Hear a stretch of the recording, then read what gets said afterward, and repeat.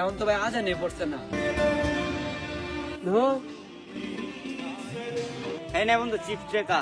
আরে বেটা দেখ খেয়াল হয়ে আগে, তুই একটু দাঁড়া, আমি সামনে তাই।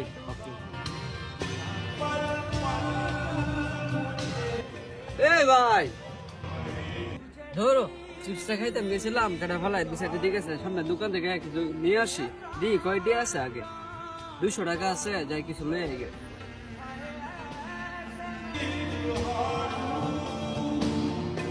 ভাই একটা চিপস দেন তো। ভাই ভাই থাক দিতে বলে থাক। কি একটা অবস্থা বুঝছো, দোকানে গেছি বেটা মানি ব্যাগটা হারাই আছি, সামনে যেতেছি ওটা চিপসটা বেটা ধাক্কাতে ফেলাই দিছে বুঝছো। এর আগের দিন বেটা কি হয়েছে, মাথার মধ্যে একটা ডাইল পড়ে গেছে। কি কর বেড়া, কি হইতাছে তোর সাথে? তোর বেটা 2 দিন ধরে যে আমার সাথে কি হইতেছে আমি বেটা কিচ্ছু বুঝতেছি না। তোর বেড়া 2 দিন পরে বড় বিপদ আইতাছে, বড় কোনো বিপদ হওয়ার আগে নামাজ পড়। আচ্ছা বন্ধু ঠিক আছে, আমি হচ্ছে এখন বাসায় যাই, বাসায় গিয়া গোসল টুসুল করে পরে তানভীর ভাইয়ের কাছে যাই বুঝছো, এই বিষয়টা নিয়ে একটু আলাপ করতে হবে, থাকতে আমি যাই। ভাই তোমার একটা কথা বলতে আসছি বুঝছো। কি হয়েছে বল আমাকে শুনি। কয়েকদিন ধরে আমার সাথে যে কি হইতেছে আমি কিচ্ছু বুঝতেছি না, একবার এক এক বিপদে পড়তেছি।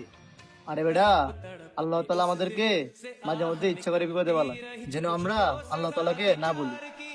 শুন ভাই, তোর একটা কথা বলি, তুই যা এখন নামাজ পড়গা। কি কো ভাই, এখন নামাজ পড়াম কেমনে, এখন তো ভাই আজানে পড়ছে না। দূর বেটা ব্যাক কল, নামাজ পড়লে কি আর আজান লাগে? তুই গিয়ে 2 রাকাত নফল নামাজ পড়বা যা। আচ্ছা ভাই ঠিক আছে, তাহলে আমি গিয়ে নামাজটা পড়ে আসি, নাকি তুমি থাকো এই জায়গার মধ্যে।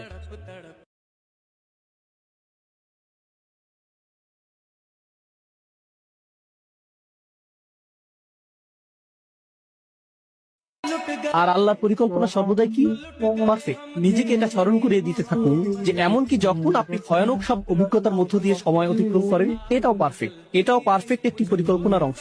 আপনি সম্পূর্ণ চিত্রটি দেখতে পাচ্ছেন, শুধুমাত্র আল্লাহই তা দেখছেন।